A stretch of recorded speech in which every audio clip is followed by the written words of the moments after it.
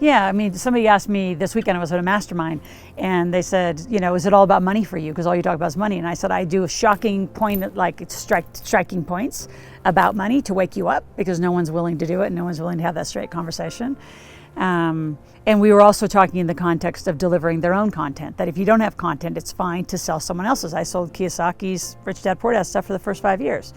And they said, but when did it finally come to you? And I said, well, it's going to manifest in you as long as you're receiving and flowing the information. I said, a lot of you who are doing nothing, and I really think this is what people do, they do nothing with the information they have. And what a book is, it's your brains on paper. It's the simplest way to think about it. So the more that you flow that information that you're receiving out, the more you'll receive. So, you know, the reason I have 5 New York Times bestsellers, which very few people have that. I mean, I know I'm one of the few women who have that. And a lot of people think about that as a money and a bragging point, but it's not. It's the amount of content. Like I probably have, I don't know, probably another 5-10 books in me before I walk off the planet. But it's the receiving of information. It's almost like I'm being channeled the information, right? And I think a lot of people go to work and they study the information and they have to think about the information. It just comes.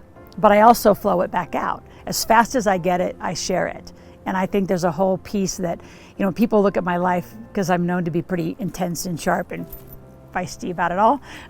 They don't know that part, right? So I think that's a big part of the information to share is, I mean, it's completely a spiritual experience, but it's also my highest value. But I think everyone has it. I think you're spiritually given gifts. You're given things that you need to be delivering to the world, and sitting on your rear doing nothing, working for a small amount when you have gifts you should be sharing. It's a ripoff. Right? Playing a small game in your entrepreneurial venture when you should be sharing and helping other people and serving other people is a ripoff. And more information will come to you if you start moving it, which also means the money will be coming. So the flow of the energy and the flow of the content and the flow of the money all is hand in hand. And I don't think people understand that. And the reason they're so stuck is because they're stuck. And if you just let things move and use other people, not use them like use them, but allow other people to access the information that you've been given, huge things happen. Wow, and huge stuff happens. That's good. Yeah, but it gives me a kick because I love when they get it. I love when they finally get that if you actually just marketed and sold all day, you'd make money. I mean, the tactics to making money are so evident. I mean, it's just such a gift. I just see it. Like when people say I don't make money or I'm in debt or whatever their little dramas are around money, it's because they're completely doing the wrong thing. Completely. It's not even a criticism. It's just do a few different things all day long and money will always come. And the opportunities right now, because the economy is in such a recovery, I have more opportunities than I can say yes to, and even gather teammates for. It's that fast. Like I'm starting a gas and oil fund. I have 2 different real estate funds. Just bought another franchise, opened another franchise last month. I mean, it's coming in such volume. I mean, from an investing side, and then which causes the business to grow. It's awesome.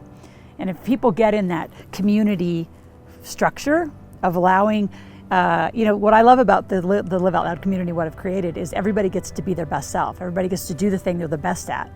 So I get to do the part I'm the best at, and they get to do the things they're good at, and I don't attempt to do what they're doing, and they don't attempt to do what I do. So everybody gets to be their best self, have the most fun, but you are highly reliant on each other, which I think a lot of people are scared to death of that, is to be really connected to somebody else. But it requires you to be connected. I mean, the projects, the deals, the business, it's about being connected to other people and letting them do their great stuff. I do my great stuff, everybody plays. What else would you do? I think there's a lot of possibility of dependency. I don't want them to be dependent. I want them to be free in the space that they live inside the community and bring their greatest joy. And what I love, not only about the joy of knowing they got it, is then the next level of contribution they get to give to the world is bigger. I mean, we are completely responsible for the mess in the economy we have.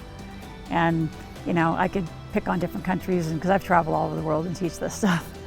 But there's a lot of, I was just in Canada with someone who has this great sign on the wall, and I saw it says, you're here, if you're here to play big, you create more than you consume. And I thought, oh, what great, that's just in such alignment. Because I think that a lot of people, because we're so occupationally trained, in the conversation we've had before, we're so occupationally trained to just get a job and consume. But as an entrepreneur, you're here to create and serve. And in exchange for that, you are compensated. I think you got to keep your agenda right. You're not doing this to make money. Money will come as a result of what you do. And the connectivity and the watching people. So, I mean, how does it feel when the people get it? It's awesome. And what I love even more is when their whole family gets it.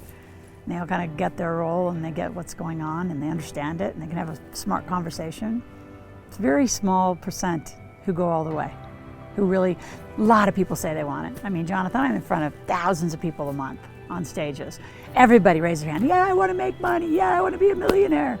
And you know, a very small percent will do what it takes. Because they really, and it isn't about trusting me. That's what I've really gotten in all these, you know, almost 2 decades of doing this. It's about trusting me in the process. My process is very normal, you know, there's no like pixie dust and weird stuff to it. It's just make money, keep it, invest it, do it smartly with a good team.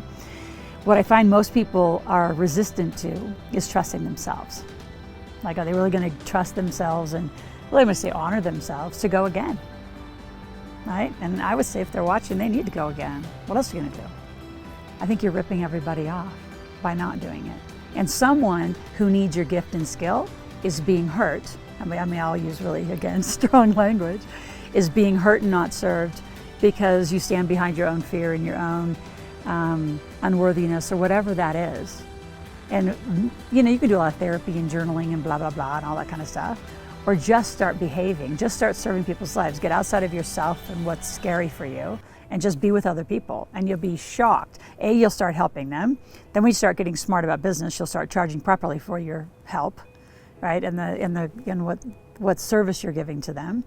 You're gonna contribute to a lot of people. I mean, I've seen, I don't know if I told you the story, the autistic woman is probably just autistic woman, and then I have a stay-home mom. Those are like always really strong ones for me, because she literally the woman who helps people get their children that are autistic or slightly autistic healthier through nutrition. She was in my workshop and said, you know, I'm just here for my husband, you know, he needs to learn everything and I'm just here to watch. And I thought, yeah, right. And I said, what's your contribution to it? Well, I'm just a stay-home mom and I have a special needs child and blah, blah, blah. And I'm just a stay-home mom. And by the way, any of you that are stay-home moms and discount what that takes to do, you're raising a soul. Like, you got one of the biggest jobs on the planet, so stop the discounting. But she just kept doing that. And I said, everybody has to play, so you're gonna do something. So she wasn't really liking me much in my little pushy, you're gonna do something attitude. And then she comes back the next day and I said, so what are you proud of? So we had this engaged again. And she said, through nutrition, I've helped my autistic child be almost like completely without symptoms. I'm like, that's a huge rising problem. And why don't you make a business out of it? Oh, because I'm not a business owner. So this old identity thing that people do to themselves, right? I'm a stay-home mom, I'm not a business owner. I said, but what if you took that skill and made it like a business? And then I just got off the business part because I could tell that was freaking her out. So just help people do that. Well, I don't think anybody wants it. And of course, half the room raises their hand and said, I'd love that information. How do you take, specific nutrition and reduce, or almost, for her child, took them to almost a non-autistic state.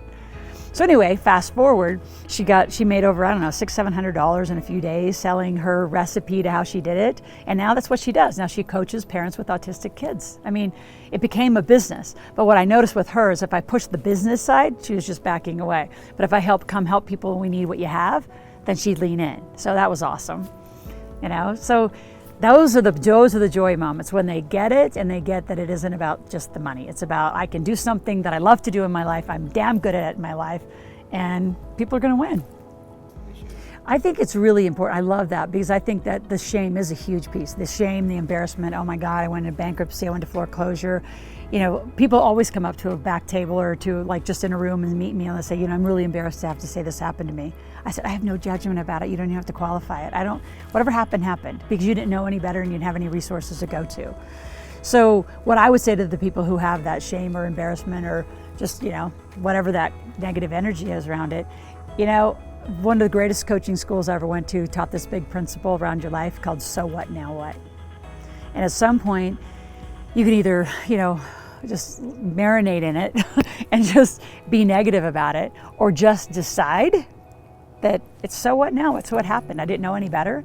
But as long as you're willing to move, that's the piece that I want to see in someone, is you're willing to move and shift.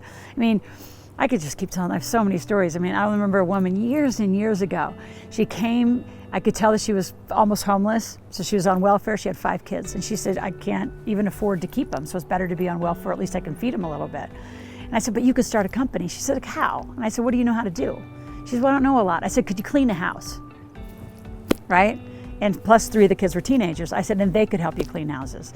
I said, somebody in these neighborhoods, I said, go to a country club neighborhood. I guarantee those people do not clean their own house, and they're gonna hire somebody. Well, they won't hire me. So anyway, a lot of coaching, hours. So fast forward a few years, she owns her own home. All kids are going to university. She's got a company that she hasn't cleaned her own house, but she has a cleaning company. So yeah, sometimes you gotta start in absolutely, honestly, the shittiest little places, but that's where she was. So she had to clean the houses, she had to have her kids help. She hasn't cleaned a house in years. You know, she's just totally, you know, she's not a millionaire, but that was never her goal. Her goal was to financially, like, get her kids through university and be independent. So to me, that was, you know, how about the people from 100,000 to a millionaire? For me, that was a bigger move for most people in their life. You know, she was totally ashamed that she was on welfare and having to send her kids with, you know, handy-down clothes, just, you know. So even that kind of a shift, even though they don't get to millionaire status, like, you know, I changed her life. She changed her life, you know? I didn't do it. I just provide the path, I always say. You gotta walk it. But I just want to put a point on that shame. Like, I think staying in the shame and the embarrassment's a choice. If I would really, like, speak it strongly. It's a choice to stay there because there's a lot of people that will help you out of it. Well, I think I'll start it by saying it's probably some of the highest criticism of my team is allowing myself to be too available. Because I know at the level I play, the volume that I play, the deals that I put together, the way I do my business, that I'm probably one of the most available mentors by far. Like, I'm not one of those people who, you know, take a stage and have a big screen and I go backstage. I go front. I don't actually put the curtains up. I go front. I want to be inhibited. I go back through the group. I spend time with the group. I want them to be close. And, you know, I have this amazing memory capacity. So once I know your name and your business, I'll remember you. I don't care. I mean, it's pretty rare. It's pretty rare that I don't stay connected. But they have to stay connected. I mean, again, I'm not a dependency model. I'm not a babysitting service. But you show up and play. My job's to show you the path. But as far as getting close, I mean, I don't know how many people. I mean, I would say this year, over half of the stages and half of the shows and places that I've been were people that I have mentored or coached. You know, in me supporting them, supporting their book launch, they getting close to me endorsing them, doing projects. I mean, and there's some, like you said, you know, who knows what the future holds, but, you know, there's a family in Australia that, you know, their daughter's the nanny to my daughter whenever we go over. She started as a teenager. She's now, you know, in her 20s. And she's got a little nanny business and she watches my kids. Her father's been a business partner, her mother's been a business partner. So yeah, there's, you know, there will always be those certain ones that get close. And here's what I would say also to those watching, if it's not close with me, it's gonna be close with the tribe inside of the community that needs to be there for you at that time. You know, because people find, you know, the like things that they're working on. But together we're all in a big conversation. So that's what's cool. And then what I love is that people can move from, you know, kind of one tribe to the next tribe to find the thing that they're looking for, the next. But it is about getting close. It's about caring and staying connected and making a difference. Got to. You know, I let a lot of people that are what I call elderly, you know, older, join our community a lot, probably more than anyone else. And, you know, some of my staff sometimes will say, you know, but they're 70, they're 80. I've got 92 in my program. He's like, you know, why are you doing that? I mean, they're not going to grow a big business. They're, you know, and I said, because they need a home. They need a home to have this conversation. They have no other place to have the conversation. And Lloyd, my 92-year-old, he's the cutest. He'll say, well, because most of my friends are dead and I want to have this conversation. I want to be with cool people. So who else am I going to hang out with? That's awesome. So just recently, my mentor passed. And I can tell you, like, you know, I've had a lot of mentors, but he was the one that helped me become a millionaire. He's the one that's been like a father to me, you know, father, grandfather to my son. And I think the thing that he showed me the most and really modeled the most was how to really get close and live deeply with someone, like really at the deepest value of their, you know, who they are as their soul, to see them, not for anything that he wanted to like impose upon me, but he just saw me purely as who I am and accepted it and then molded. And then over time we became business partners and we would do that for each other. So the level of committed conversation and connection was, I mean, I've never had it before, but it continued to set a model for the way we coach inside our company. He's the trainer of our coaches. I mean, I entrusted him with, you know, some of the highest valued assets, I call it, which are our coaches who impact people's lives. And in that, I mean, really Yeah, modeled is probably modeled for me how to play the game in its richest form. I mean, from his relationship with his wife to his children to his grandkids to how he played. I mean, he played like I played. I mean, he'd come up here and ski with me and I'd kick his rear, and then he would take me to the Baja Peninsula and dune buggies and things I haven't done, and he'd kick mine. And so there was this fun competition, but there was a deep care beneath it all and a continued molding. And not only for me mostly in the beginning, and then for both of us, just continuing to shape and challenge each other at a level of accountability that I don't think people have ever lived. I've never lived. A level of accountability of, if you say this is what you want your life to be about, then every piece of it needs to be lined up to it. So that's how I've become a lot, is then teaching that in the mentoring. So I know it's who I'm going to be for other people, is that kind of a mentor of you show up and I show up. And I will hold you accountable to the highest level of thing that you want, and until you tell me otherwise. And sometimes, as I mentioned earlier, sometimes it was not fun. There were times where we didn't talk. But the intensity of the depth and the care of a relationship will change your life. And it changed mine, and I'm going to change those who continue to be with me. I always, I give them some space every once in a while, but I'll get right back in there and help hold them accountable to what they want. People can do great things. They just have to have the freedom, permission, and probably Bob Proctor says it best, I'm going to believe in you until you believe in me. I'm going to believe in you until you believe in yourself. You just have that, but having somebody on your side and your team, and and not having anybody judge, like without the criticism and judgment, because there's a lot of that. There's some coaching and mentoring styles that is more about that. Breaking you down to build you up. I just think you got to build them up and hold them highly accountable and in honor of who they are. That's what he did for me. That's what I'm going to do for you. So if you're feeling connected and you're feeling you want that kind of depth of value and commitment and exposure, I'm here. I want to help. That's what I'm here to do. People say a lot of times, well, you're going to keep doing this work. What if you quit? I said, I'm going to walk off the planet doing this work. This is my gift. I'm here to serve and support others to their highest value.